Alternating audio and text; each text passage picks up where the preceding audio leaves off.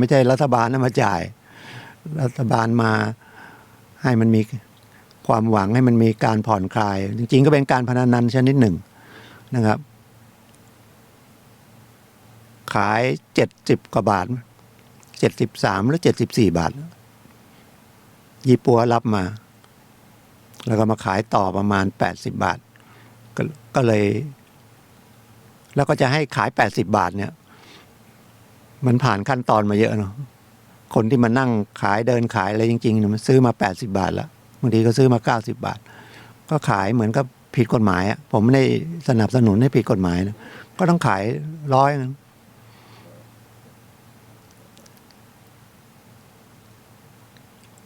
แต่ระวังนะครับเดี๋ยวตำรวจไปจับนะครับเขาขาย80 บาทแต่บางใบมันที่มันเป็นใบเดียวก็80 บาทก็ซื้อได้แต่ถ้าเขามาเรียงเป็นเลขตั้งแต่2 ใบ 3 ใบ 4 ใบ 5 ใบอะไรก็เรียกเป็นหวยชุดก็มีค่ากิจกรรมเลือกเขาก็เก่งนะก็เลือกได้ก็เป็นอาชีพอันหนึ่งก็ลุ้นหวยนะครับแล้วก็ห้างเปิดวันนี้ก็แวะทานอาหารได้ละนะครับก็เงินที่รัฐบาลเยียวยามานะครับเมื่อวานวันสุดท้ายที่จะให้ไปตกหล่นวันที่15นะครับเพราะว่าเมื่อวานวันที่14มีคนโทรหาผมก็ว่าเขาไปแจ้งจะขอเงินชดเชยของรัฐบาลที่ช่วยเดือนละ5,000 3 เดือนแล้วเขาก็บอกเขาเป็นหมอนวดนะเขาก็ใส่อาชีพหมอนวดไปแต่ว่ามันไม่ผ่านมันออกมาว่าเป็นเกษตรกรบอกถ้าจริงๆมันเป็นเกษตรกรมันจะได้จากธกส.เร็วกว่าง่ายกว่าเนาะธกส.เริ่มจ่ายละแต่ว่าจ่ายเข้าบัญชีนะครับไม่ต้องทำอะไรเลยนะครับเพราะว่า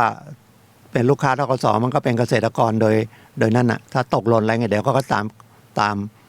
มหาตามเก็บเอานะครับมันจะไม่ขาดเท่าไหร่นี่มันก็จะเป็นปัญหาคือทุกคนลุ้นว่าตัวเองจะได้ไหมก็สมุดไปปรับมันก็เลยคนเยอะไปจริงๆมันเดี๋ยวนี้มันมีแอปพลิเคชันที่ว่าธนาคารในมือถือผมเรียกงี้แล้วกันเนาะทำธุรกรรมทางเงินฝากทางถอนเงินจ่ายเงินอะไรเนี่ยใช้โทรศัพท์นะใช้ตัวเลขเพราะจริงๆมันก็เป็นตัวเลขสมมุติกันนะว่าเป็นค่าเงินแค่นั้นธนบัตรที่เรามาใช้กันมันก็มาสมมุติขึ้นมาว่าเนี่ยมันมีมูลค่า50 บาท100 บาท500 บาท1,000 บาทอะไรเนี่ยนะเหรียญก็เหรียญบาทเหรียญ50 สลึงก็เป็นตัวแทนเป็นตัวสมมุติทั้งนั้นจีนเขาเลิกใช้ธนบัตรที่เป็นพันธบัตรใช้แอปพลิเคชันใช้ชำระหนี้กันทางโทรศัพท์นะครับจริงก็ใช้ไม่ยากเนาะเข้าไปอย่างของธกส.เขาก็มีทุกธนาคารแล้วนะครับก็สมัครเข้าไปแล้วเราก็เช็คจากนั่นไม่ต้องออกจากบ้านเลยนะครับเราก็เช็คเอาตรวจเอาไม่ยากฮะแต่ว่าเราต้องรักษาความปลอดภัยตัวเองนะครับเรื่องรหัสเรื่องอะไรเนี่ยพยายามอย่าไปบอกใคร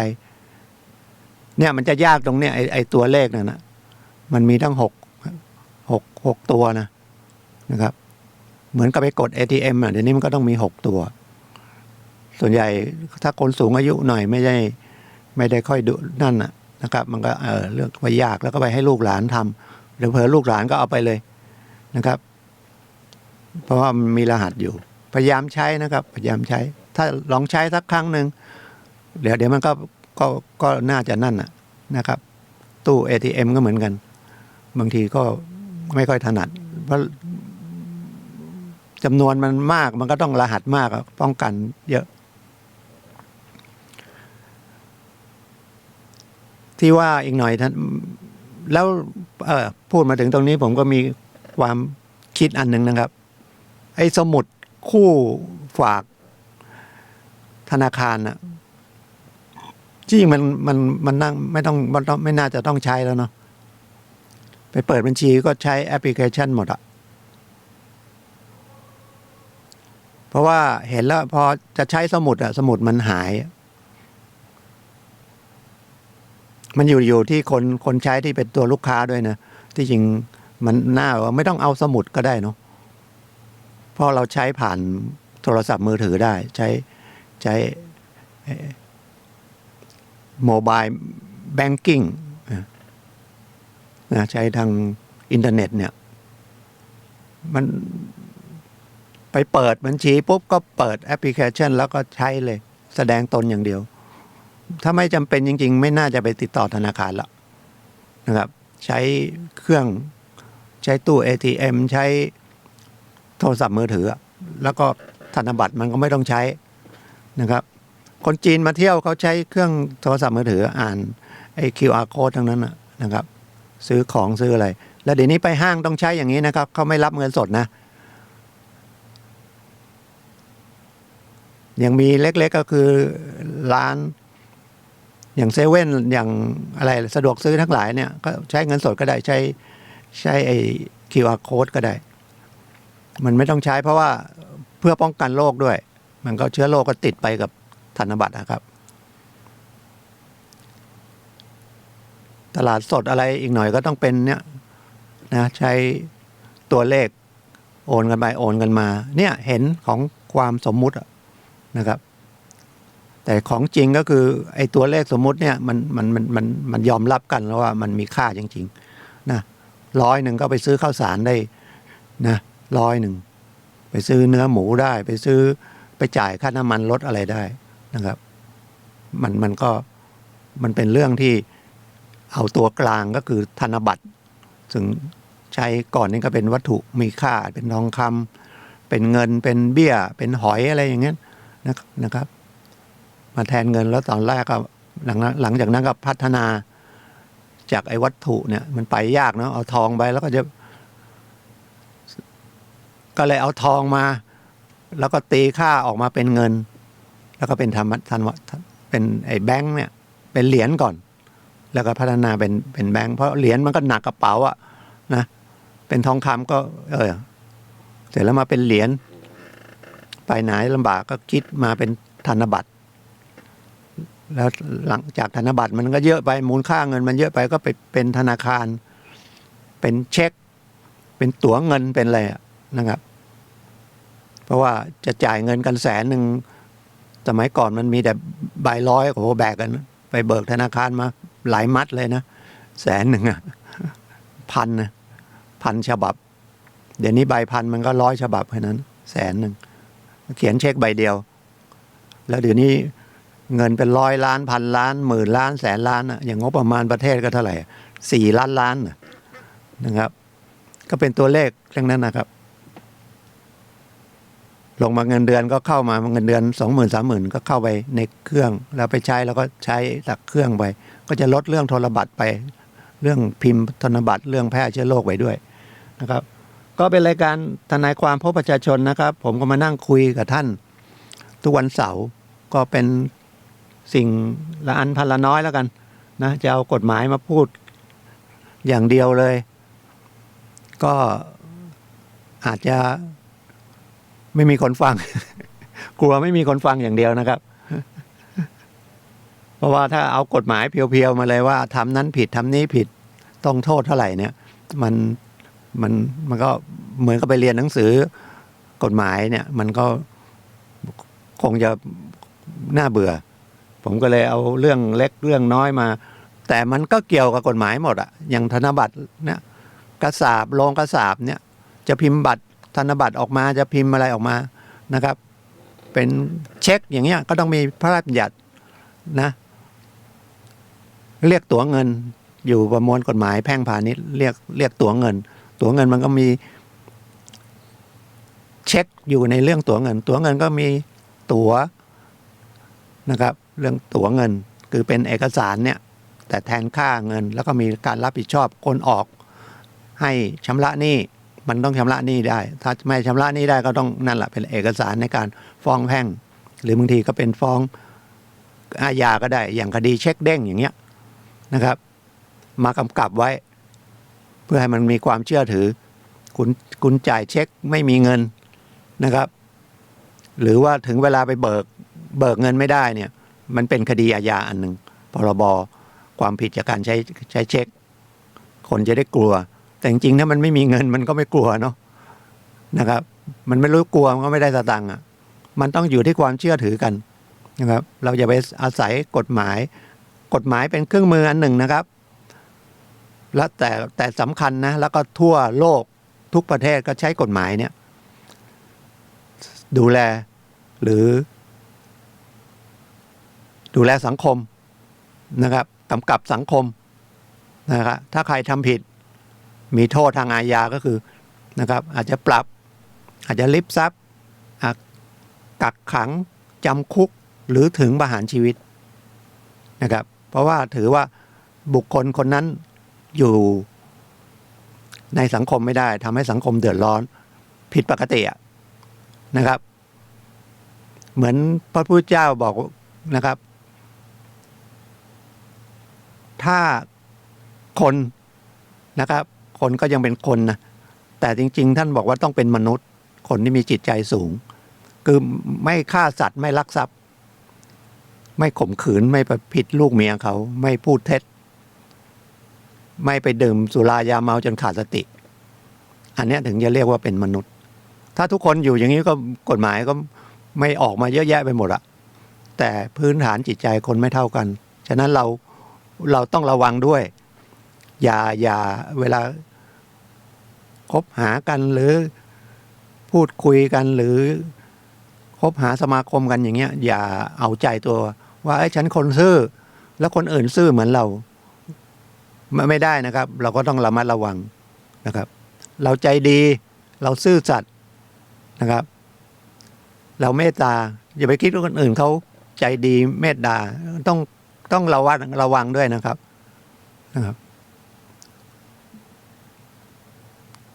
เราซื่อสัตย์ก็คิดคนอื่นเขาซื่อสัตย์บางทีเขาก็ซื่อสัตย์แต่ความสามารถมันไม่มีเหมือนมันยืมเงิน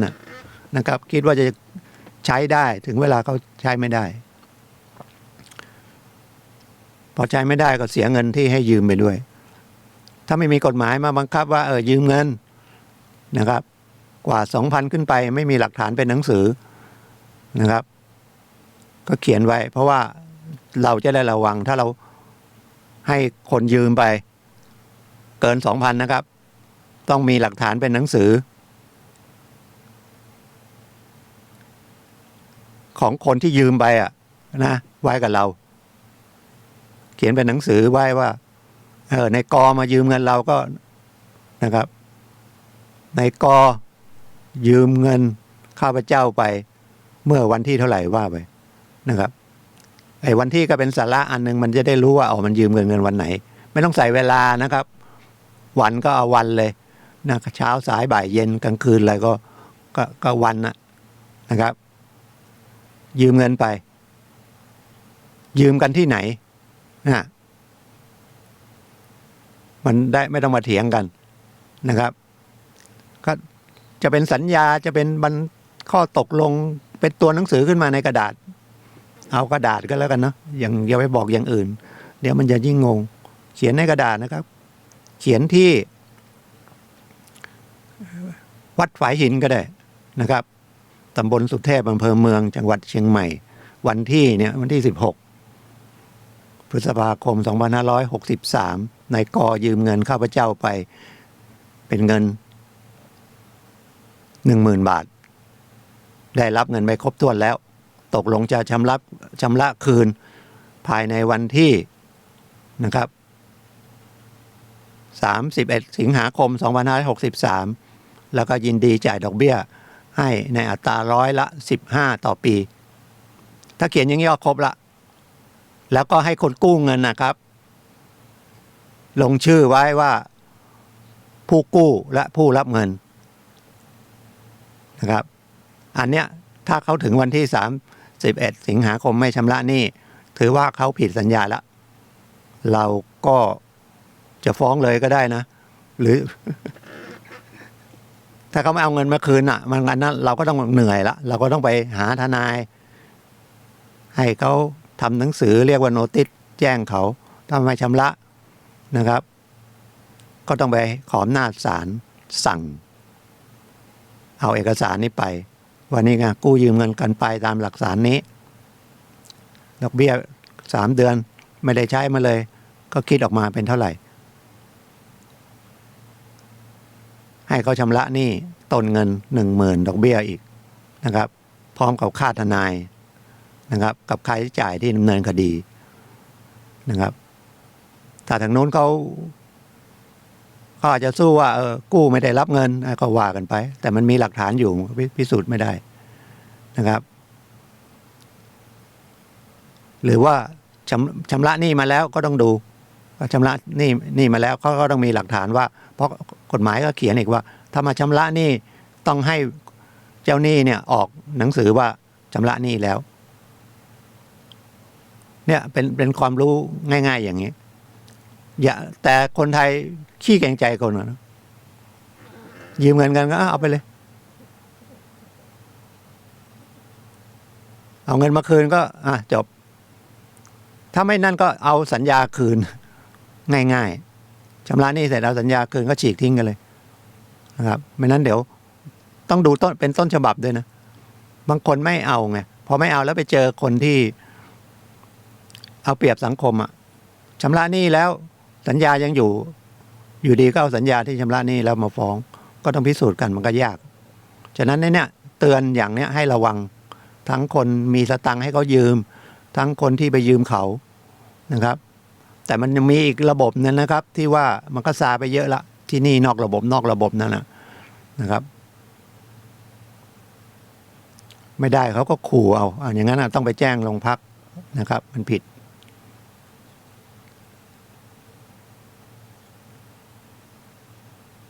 กฎหมายก็เขียนไว้หรือคดีเช็คเนี่ย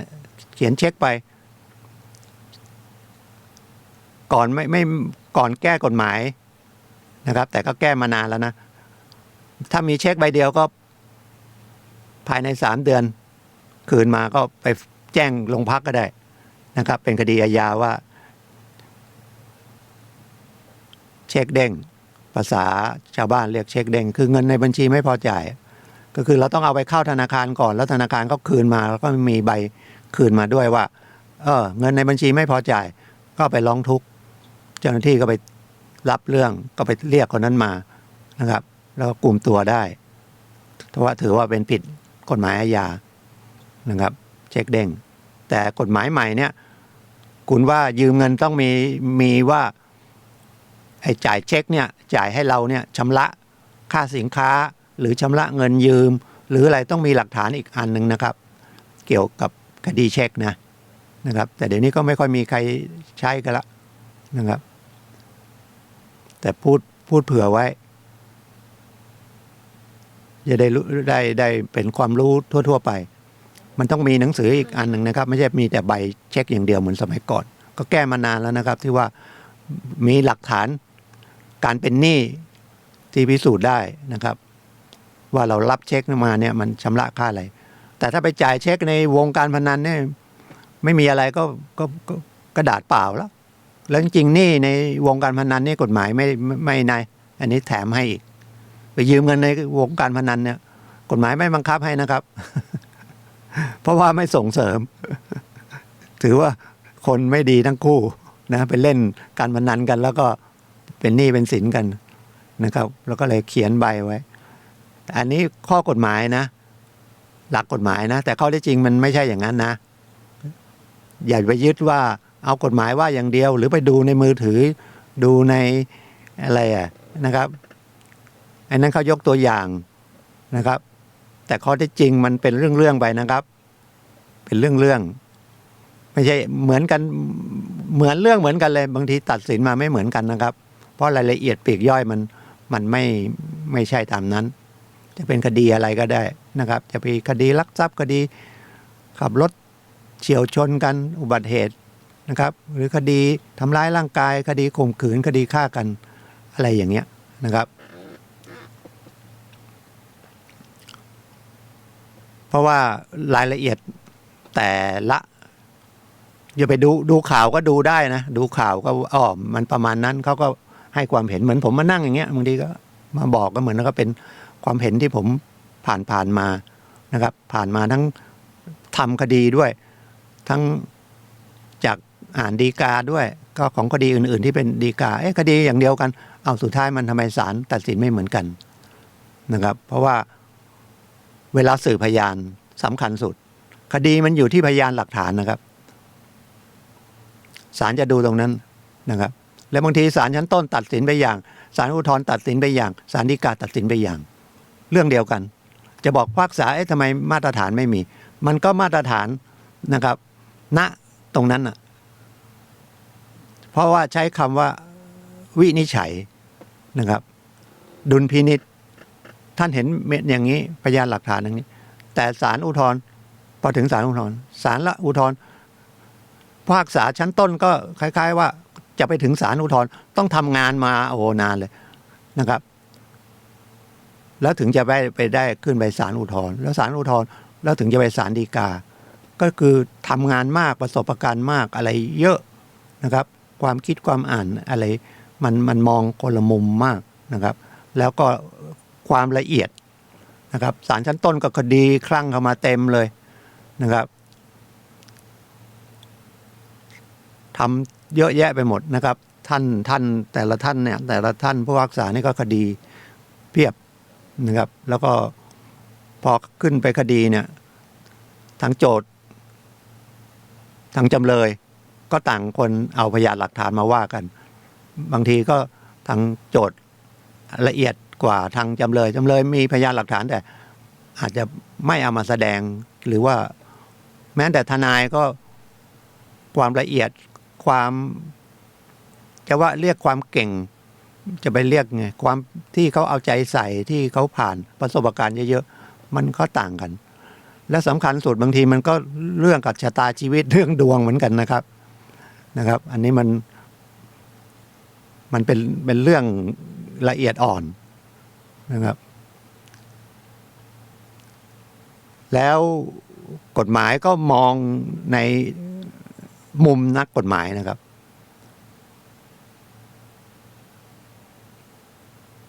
ไม่ใช่มองแบบที่ชาวบ้านมองนะครับอย่างผมเล่าที่จริงมันไม่อยากจะเล่าไอ้เรื่องครูนักเรียนอะไรเนี่ยนะครับเป็นคดีที่มันก็มีมาตลอดแล้วโทษหนักนะครับโทษมันหนักเป็นเด็กด้วยเป็นนักเรียนด้วยเพราะว่าคดีข่มขืนเนี่ยนะครับครูข่มขืนศิษย์เนี่ยโทษหนักเหมือนกับพ่อแม่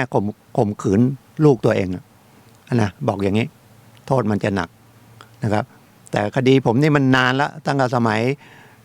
ผมได้ใบอนุญาตใหม่ๆปี2535-36นะครับ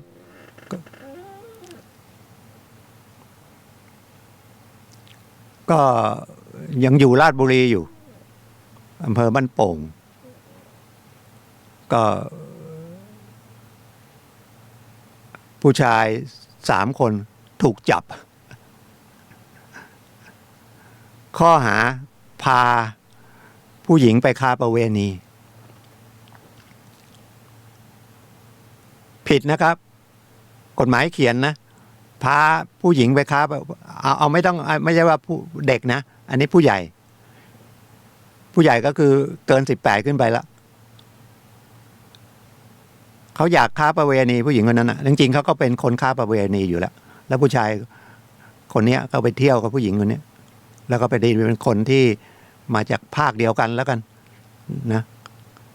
แล้วผู้หญิงเขาก็บอกว่าอยู่ที่นี่มัน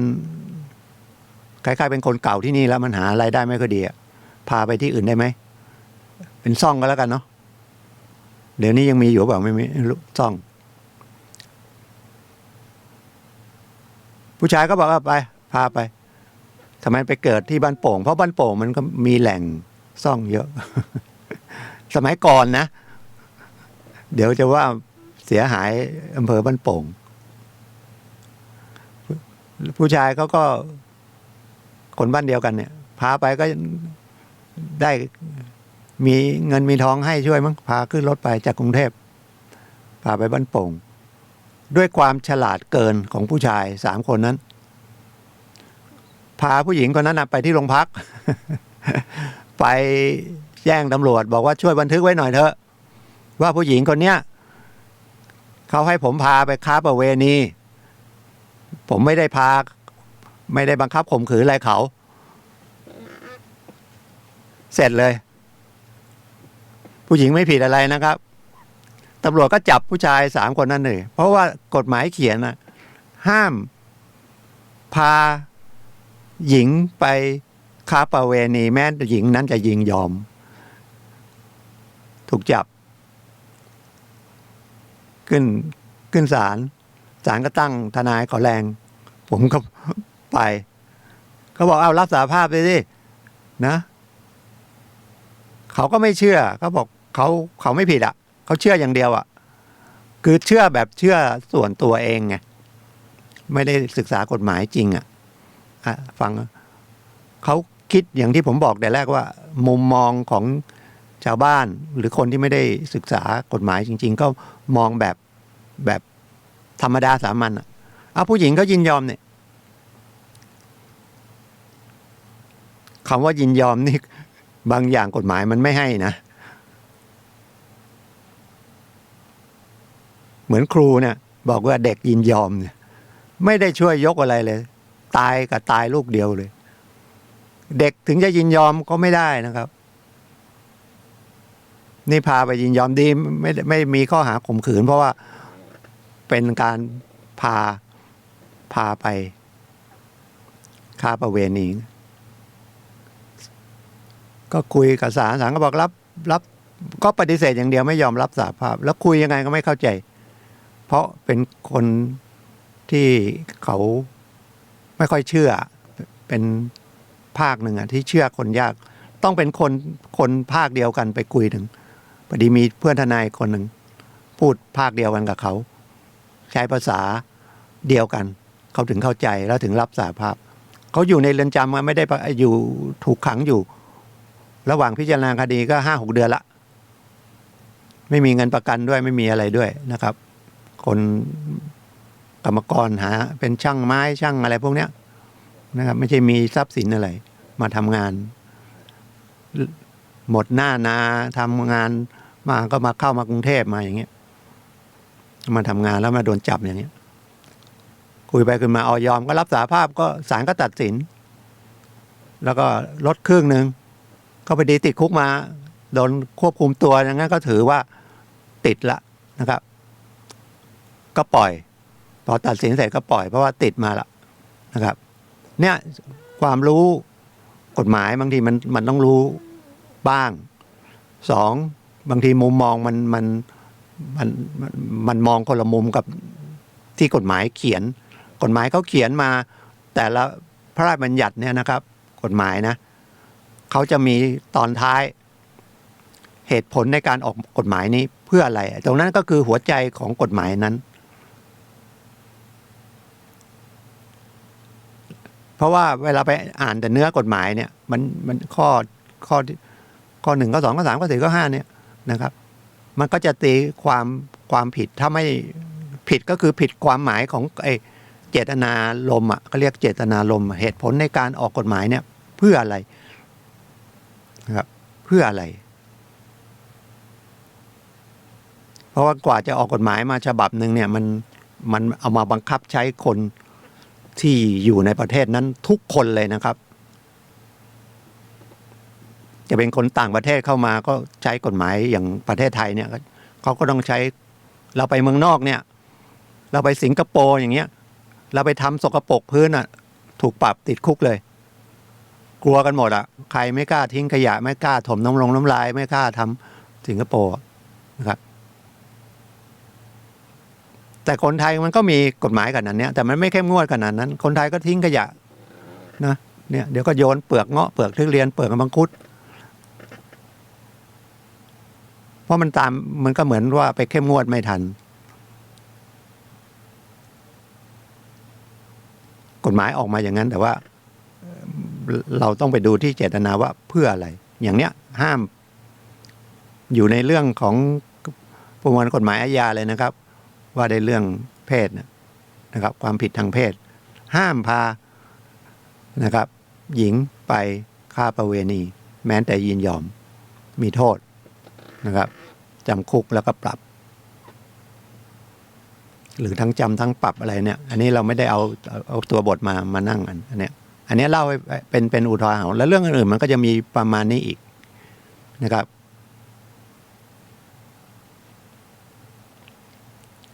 อย่างอีกคดีหนึ่งไหนๆก็เล่าเรื่องนี้ละนะครับเอาอีกเรื่องหนึ่งอันนี้เด็กผู้หญิงเด็กนะครับ ประมาณสัก16อยู่กับแม่ แล้ววันนั้นแถวบ้านก็มีงานรื่นเริงงานวัดเรียกแล้วทางบ้านผมเรียกงานวัด งานปล่อยกันแล้วกัน ก็ไปเที่ยวไปเจอผู้ชายก็ เที่ยวต่อจนดึกแล้วบอกไม่กลับบ้านแล้วจะไปนอนกับผู้ชาย ก็ไปนอนกับผู้ชายคืนนั้นแม่ไปตามแม่ลูกมันไม่กลับบ้านไปตามแม่ก็ไปแจ้งโรงพักก็ไปตามจับมาเลยเป็นเด็กด้วยแต่นี่มันอายุ17นะประมาณ16-17เนี่ยมันไม่ใช่มันก็เลยกลายเป็นคดีข่มขืนมันข่มขืนมันอีกเรื่องหนึ่งมันไม่ได้ข่มขืนละนะครับมันก็ดูเรื่องอายุอีกนะครับคดีเกี่ยวกับการข่มขืนมันมีอายุถ้ามันโตละ17ละนะ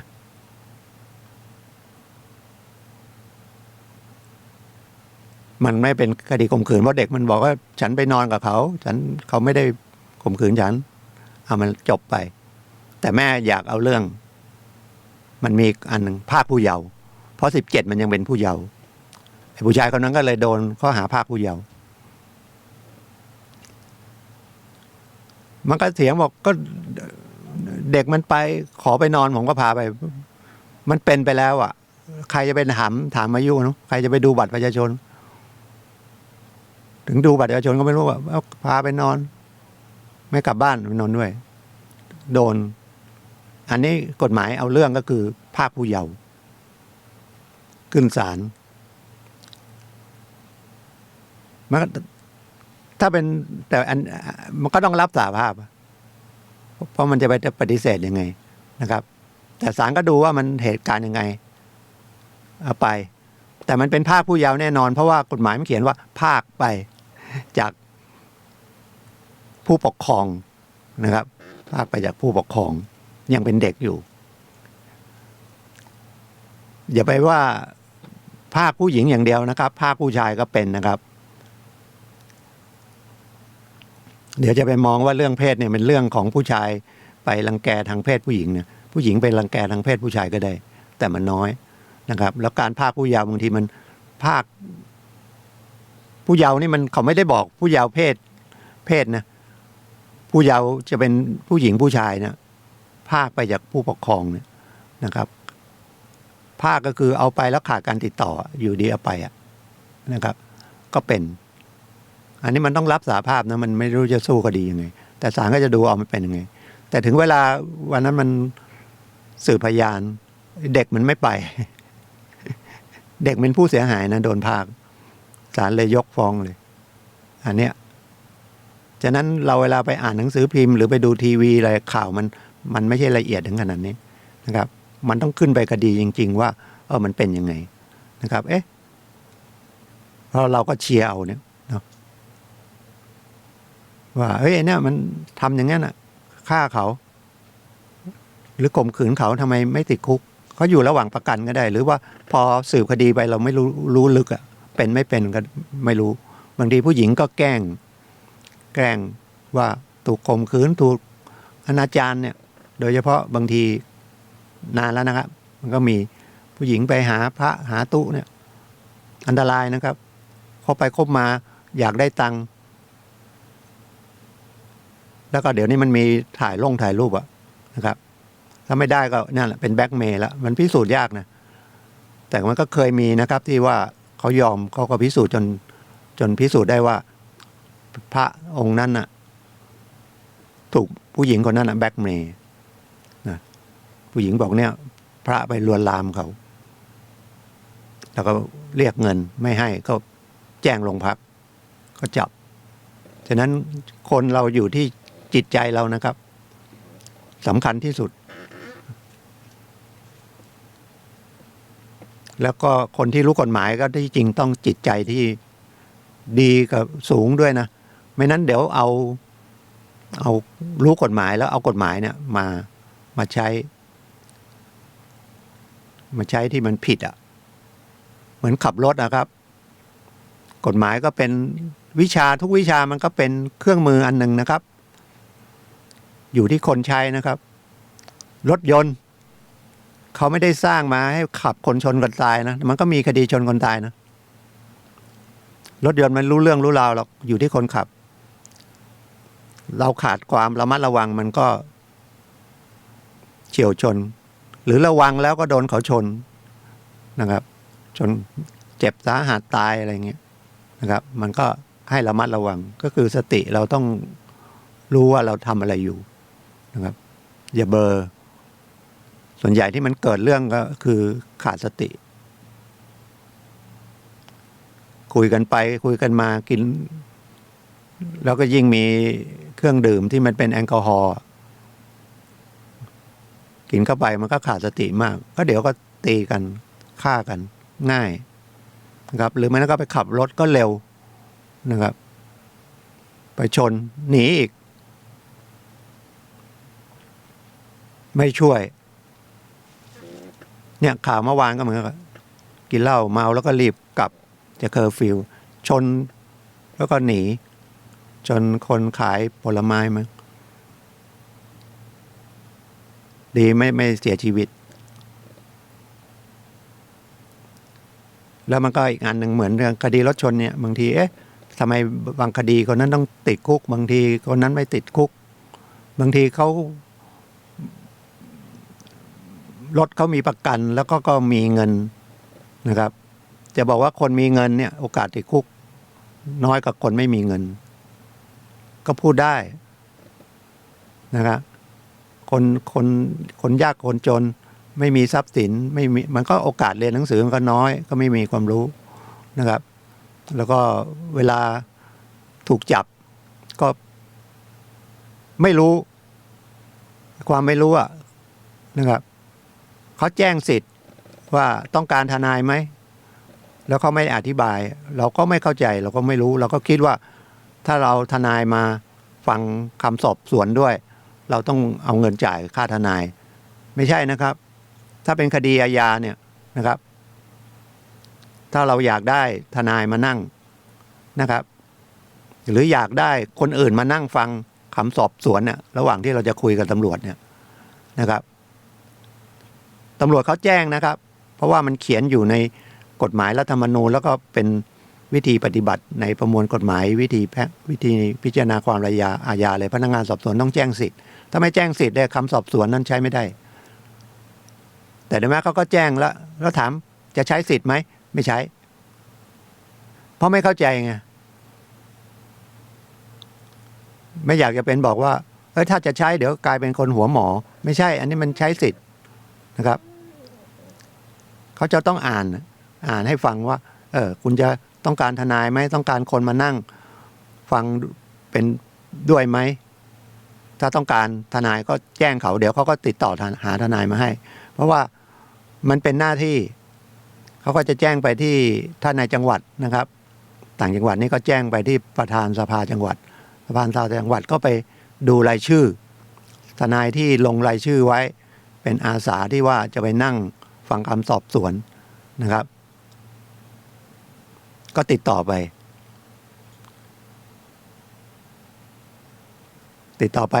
เขาก็จะนัดหมายกับพนักงานสอบสวนพนักงานสอบสวนคือตำรวจแล้วก็ไปนั่งก็ไม่ต้องจ่ายค่าใช้จ่ายอะไรให้ทนายนะครับเราก็ได้สบายใจตำรวจก็ได้สบายใจว่าการสอบสวนนี่มันชอบนะครับ โดยเฉพาะคดีที่มันร้ายแรงนะครับคดีมียาบ้าเยอะๆคดีฆ่าคนตายคดีข่มขืนคดีเกี่ยวกับเด็กอะไรพวกเนี้ยต้องมีทนายไปนั่งนะครับโดยเฉพาะเรื่องคดีเด็กนะครับ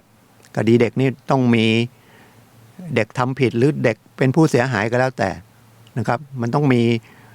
ไม่ใช่มีแต่พนักงานสอบสวนนะครับ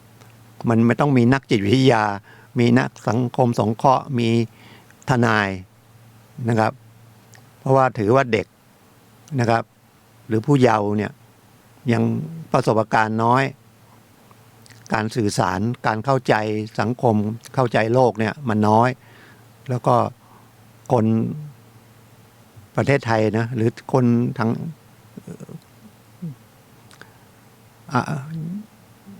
ยังมีอีกมากนะครับที่ไม่ค่อยเข้าใจตรงเกี่ยวกับเรื่องกฎหมายเนี่ยนะจิตพื้นฐานเนี่ยเพราะเราส่วนใหญ่จะไม่สนใจเรื่องเกี่ยวกับกฎหมายทั้งที่เป็นเรื่องที่สำคัญนะครับเป็นเรื่องที่สำคัญเราจะไปอ้างว่าไม่รู้กฎหมายไม่รู้กฎหมายอ๋ออย่างนี้มันผิดด้วยเหรอมันมันอ้างไม่ได้นะครับอ้างได้แต่ศาลจะเชื่อไม่เชื่อไม่นั้นคนมันก็จะอ้างกันหมด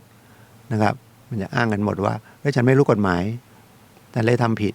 เรื่องบางทีมันกฎหมายมันก็ไม่ได้เลิกแล้วจังหวะไปทำผิดเข้านะครับก็เป็นเรื่อง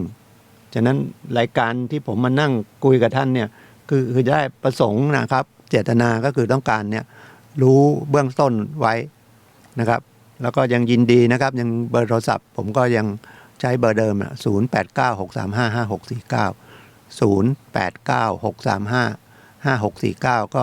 มีประเด็นกฎหมายอะไรก็โทรได้นะครับโทรไปปรึกษาได้หรือถ้าวันธรรมดาคือหมายว่าวันราชการนะครับไปที่ศาลทุกที่มีทนายอาสานั่งอยู่นะครับถ้าไม่เจอทนายก็ติดต่อกับทางประชาสัมพันธ์ศาลก็ได้ศาลก็มีนิติกรอยู่นะครับหรือไปที่สำนักงานอัยการก็ได้ไปที่สำนักงานยุติธรรมจังหวัดก็ได้นะครับหรือไปที่เทศบาลก็ได้ก็มีนิติกรมีอะไรนะครับแล้วก็ถ้าทุกวันเลยนะครับไม่มีหยุดราชการเลยโรงพักเชียงใหม่ก็กองเมืองใกล้ๆวัดพระสิงห์นะแม่ปิงแล้วก็ช้างเผือกมีทนายนั่งนะครับปรึกษาข้อกฎหมายนะครับเรื่องของกฎหมายไม่ต้องเสียค่าใช้จ่ายนะครับปรึกษาฟรีนะครับหรือมันก็มีรายการทางทีวีทางวิทยุทางเนี่ยทีวีก็ทีวีรัฐสภาเนี่ยมีเรื่องของกฎหมายทุกวันนะครับประมาณทักช่วงบ่ายหรือไงเนี่ย 2-3 ชั่วโมงทุกวันผมก็ดูนะผมก็ฟังทางวิทยุก็ได้นะครับคลื่นของรัฐสภานะครับ106.75หรือไงเนี่ยนะครับคือฟังเป็นความรู้ไว้แล้วก็เวลาถึงเวลามันจะได้มันติดต่อใครก่อนสอบถามก่อนนะครับแล้วถ้าเป็นคดีอาญาเนี่ยนะครับยังไงคนที่เขารู้เขาจะปฏิเสธอย่างเดียวแล้วก็ไม่ให้การเลยไม่ให้การก็ได้ไม่ลงชื่อก็ได้นะครับเขาสอบแล้วเขาก็ถามชื่อที่อยู่ก็บอกไปแล้วจะให้การ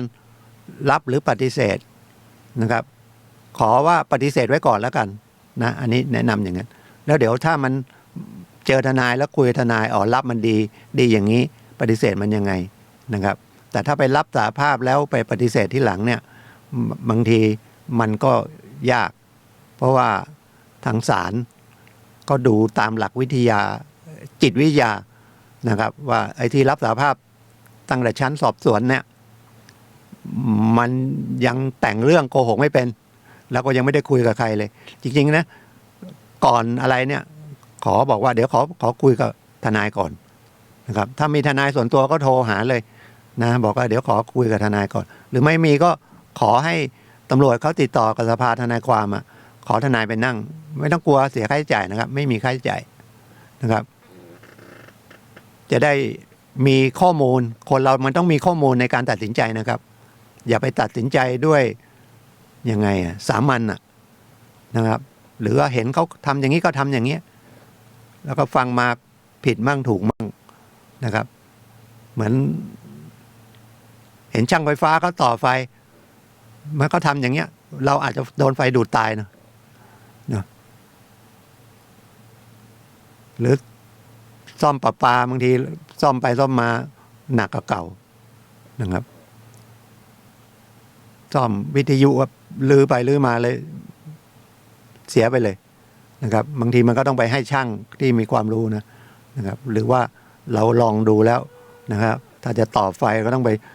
สวิตช์มันตัดที่ไหนนะเนี่ยไฟดูดนะก็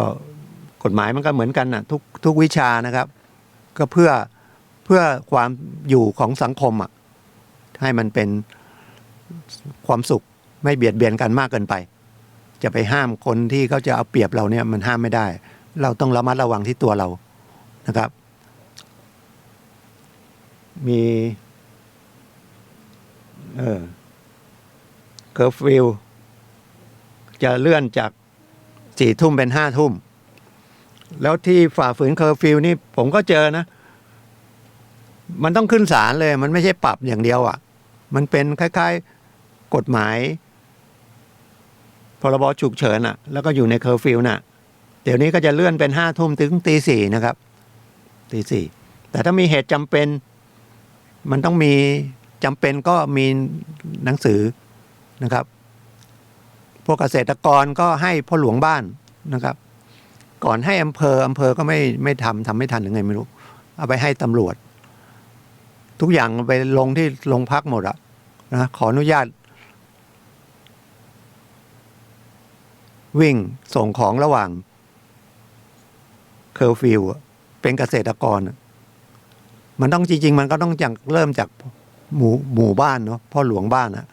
แล้วอำเภอก็ควรจะออกแบบพิมพ์ไปให้เป็นคำร้องแล้วก็ให้พ่อหลวงก็เซ็นยังไงมีตายังไงเขียนยังไงนะครับต้องช่วยกันอย่างนั้นไม่ใช่ออกกฎหมายมาแล้วก็โยนไปพ่อหลวงบ้านไม่ใช่ถนัดในการเขียนหนังสือทุกคนนะครับแล้วชาวบ้านก็ในการที่จะแจ้งว่าทำอะไรก็ไม่ค่อยถนัดส่วนใหญ่ก็ไปมาก็ไปโรงพักก็ลงประจำวันมั่งอะไรมั่งบางทีมันเกินอำนาจเนาะแล้วไปถึงด่านตรวจก็มันไม่ใช่จะโดนจับนะแล้วก็เสียเวลาต้องไปขึ้นศาลด้วยแล้วก็อาจจะถูกปรับแล้วก็มีโทษก็รอลงอาญาก็เป็นทำให้มีประวัติเกี่ยวกับคดีอาญาก็ให้เรามาระวังนะครับเคอร์ฟิว2เขาปล่อยก็อย่าประมาทนะครับไอ้โรคโควิด-19เนี่ยนะครับก็ต้องระมัดระวังตัวเรานะครับอย่าประมาทอย่าเผลอนะครับมันยังมีอยู่นะครับไม่ใช่มันกลับมาแล้วทีนี้ถ้ามันกลับมาแล้วก็มันระเบิดขึ้นมารอบ2นี่มันเอาไม่อยู่ก็เดือดร้อนนะครับจริงๆไอ้ที่มันเกิดมันตายเนี่ยมันเป็นคนเอาเชื้อโรคมาจากต่างประเทศทั้งนั้นจะเป็นคนไทยก็ดีแต่เป็นคนที่เดินทางมาจากต่างประเทศนะครับเดินทางมาจากต่างประเทศมันไม่ใช่เกิดตรงประเทศไทยนะครับเนี่ยนี่จะเข้ามาอีกแต่คนไทยก็เก่งนะหมอไทยก็เก่งนะครับแล้วก็ช่วงแรกๆมันอาจจะตัดสินใจช้าหน่อยนะครับว่าจะหยุดให้อยู่ในบ้านเนี่ยนะครับตอนแรกก็สุดท้ายก็มาตัดสินใจแล้วก็เอาหมอว่าแต่ทีนี้มันก็ขัดกันนะครับไม่ได้ออกบ้านก็ไม่ได้ทำงานอีก มันจะแก้ไขไงให้มันสมดุลกันเนี่ยนะครับทีนี้เราออกมาทำงานก็ต้องระมัดระวังนะครับว่าร้านค้าร้านอาหารอะไรเพราะว่าไม่รู้ใครมีเชื้อโรคตัวนี้อยู่นะครับผมก็พกแอลกอฮอล์พก หน้ากากเหมือนกันแต่อยู่บ้านมันก็นะครับถ้าบ้านมันหลังใหญ่มันคนอยู่ห่างก็ไม่เป็นไรแต่ถ้าออกมาข้างนอกเนี่ยต้องระมัดระวังนะครับเดี๋ยวเผลอ แล้วเชื้อโรคมันติดเข้ามาแล้วมันสำคัญก็คืออาการมันไม่ค่อยบอก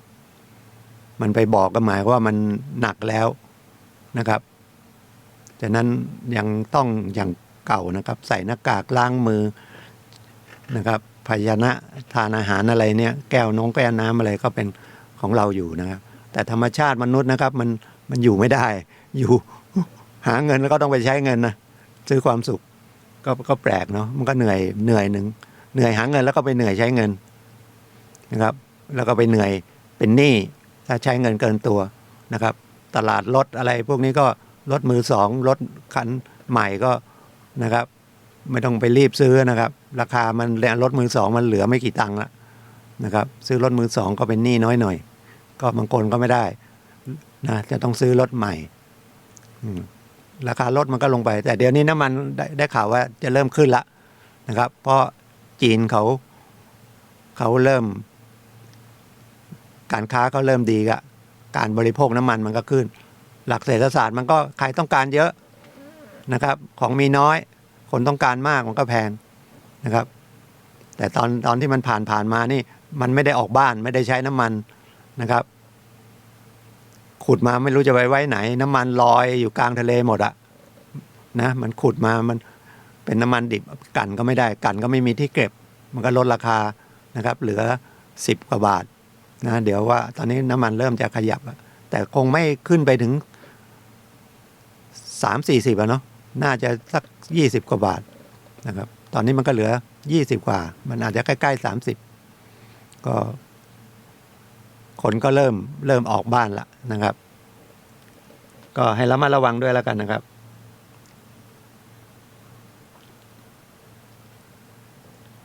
ไอ้โควิดนี่มันไอ้โควิดนะไม่ใช่โควิด ไอ้เชื้อโรคเนี่ยมันมองไม่เห็นตัวแล้วก็มันไม่รู้ใครเลยเป็นใครเลยนะเหมือนฝนตกอ่ะนะถ้าเราอยู่กลางแจ้งเนี่ยจะเป็นพระจะเป็นคนธรรมดาจะเป็นพระมหากษัตริย์ถ้าฝนตกอะเปียกเชื้อโรคเนี่ยมันมาเนี่ยนะครับจะเป็นพระเจ้าแผ่นดินมันไม่รู้เรื่องละเป็นนายกมันก็ไม่รู้เรื่องเป็นเศรษฐีไม่รู้เรื่องนะถ้าเราอ่อนแอมันก็ตีเราเลยฉะนั้นให้ระมัดระวังนะครับแล้วสิ่งที่สำคัญที่สุดก็คือตัวคนเนี่ยนะครับมันมีร่างกายกับใจนะครับแล้วจริงๆใจเนี่ยสำคัญสุดเลยใจหรือจิตใจเนี่ยเพราะมันสั่งกายนะครับมันสั่งร่างกายให้ไปทำนู่นทำนี่แต่เราไม่ค่อยดูแลเขาเราดูแลแต่ร่างกายเราด้วยความหลงผิดนะครับหน้าตาสวยนะครับกินอาหารอร่อยจริงๆใจทั้งนั้นนะครับจิตใจเราฉะนั้นสิ่งที่พระพุทธเจ้าให้มาแล้วนะครับดีที่สุดแล้วนะครับก็คือเรื่องดูแลจิตใจเรื่องสตินะครับเรื่องสมาธินะครับแล้วมันก็จะเกิดสติก่อนนะครับแต่ส่วนใหญ่ก็จะบอกว่าไปทำสมาธิมันต้องมีสติแล้วก็เป็นสมาธินะครับหรือไปทำสมาธิก็เพื่อสร้างสติให้มันเข้มแข็งขึ้นนะครับสติสำคัญสุดนะครับสติคืออะไรตัวเตือนเราก็รู้นะเตือนนะอย่าขับรถเร็วเดี๋ยวมันยังไงไม่รู้มันก็เผลอมีคนมาบีบแต่ข้างหลังแล้วก็มาแซงก็แข่งกันละรถเร็วก็ซื้อมามันวิ่งดีนะแต่ถนนมันไม่มีแล้วก็คนอื่นเขาไม่ใช่ขับเร็วกับเรานะครับเหยียบกันเป็น100นะครับทั้งเขตเมืองนี่ได้แค่60เท่านั้นเหยียบกัน80นี่ก็เร็วแล้วนะเหยียบ100ถ้าถนนมันว่างนะแล้วถนนซุปเปอร์ก็90ก็อยากจะให้มันเป็น100วิ่งไปผมยังเผลอเลยนะครับขับรถไปมากลายเป็นขับรถเร็วขึ้นได้ไงอายุเยอะมันน่าจะขับรถช้าลงโดนไปเตือนมาขับรถเร็วโดน2 ใบแล้วนะครับมาจากทางนู่นไปกรุงเทพไม่รู้ไปโดนตรงไหนนะครับแถวสิงห์บุรีแถวตากไง2 ใบส่งมานะครับต้องไปเสียค่าปรับฉะนั้นทุกอย่างเนี่ยอยู่ที่ใจนะครับฝึกง่ายๆนะครับจิตใจเนี่ยนะครับ ไปที่ไหนก็ได้ไปถามครูบาอาจารย์ที่ก็ได้ว่าฝึก แต่ผมแนะนำนิดนึงนะครับ อันนี้ก็โดนหยุดไปเหมือนกันนะสถาบันพลังจิตานุภาพ รุ่นที่46ที่กำลังเรียนสอนอยู่ตอนกุมภามีนาเลยหยุดเลยนะครับ เดี๋ยวก็ไปเปิดเป็นรุ่นที่47นะครับเดือนสิงหานะครับ ตอนนี้ก็เริ่มผ่อนคลายละเดี๋ยวอาจจะเปิดก่อนนะสอนหลักสูตรวันเดียวอย่างเงี้ยฝึกง่ายๆนะครับ ใช้คำบริกรรม นึกคำบริกรรมได้แสดงว่ามีสติแล้วนะครับแล้วก็นึกให้มันอยู่ได้สักพักหนึ่งทำบ่อยๆนะครับสถาบันพลังจิตานุภาพก็นะตอนนี้ก็ปิดเหมือนกันนะครับปิดเดี๋ยวถ้าเปิดเมื่อไหร่ผมก็จะแนะนำนะครับแนะนำว่าเปิดละนะครับแต่นี้บอกไว้ก่อนสาขาที่ในเชียงใหม่ก็มีเยอะนะครับสาขาต้นแรกเลยก็สาขา24บ้านศรีสุกรีนะครับแม่เหี่ยเนี่ยนะหลังกาดอยู่ที่วรุณนิเวศซอย1นะครับสาขา24ตอนนี้เขาก็เริ่มจัดละแต่จัดเป็นกาดมั่วเสาร์ที่แล้วก็เสาร์นี้นะใครจะไปซื้อมีของเกษตรมาขายจัดเพื่อจะให้มันรู้ว่าสถาบันมันไม่ได้ปิดไปเลยนะเริ่มจะคลายมาแล้วก็ของมชนะครับคณะบริหารนะครับที่แม่ริมกับวัดป่าดาราพิรมย์นะครับทางจอมทองก็วัดเทพเจดีย์ญาติญาณนะครับทางฝางก็มีนะครับทางเชียงรายเชียงแสนแม่สายมีทุกจังหวัดอะจังหวัดหนึ่งอาจจะหลายที่ก็ได้นะครับถ้าเรื่องกฎหมายหรือเรื่องของสถาบันพลังจิตานุภาพผมก็ยินดีที่จะให้ความรู้ท่านนะหรือเรื่องอื่นๆก็ได้นะครับก็ขอบคุณทุกท่านที่รับฟังนะครับก็ขอทุกท่านโชคดีปลอดภัยจากโรคไวรัสทั้งหลายแล้วก็ระมัดระวังตัวนะครับแล้วก็วันนี้อยากให้ถูกหวยทุกคนนะแต่มันเป็นไปไม่ได้นะครับงวดหนึ่งเขาออกมากี่ล้านใบไม่รู้ถ้าล้านใบเนี่ยมันถูก2ตัวได้10,000 คนเท่านั้นนะที่เหลือก็คนที่ไม่ได้ถูกก็เอาไปจ่ายเขานะครับเดี๋ยวรายการต่อไปก็ท่านอาจารย์สุนัยมาแล้วนะครับพลังแห่งชีวิตวันนี้ก็ขอบคุณทุกท่านครับสวัสดีครับ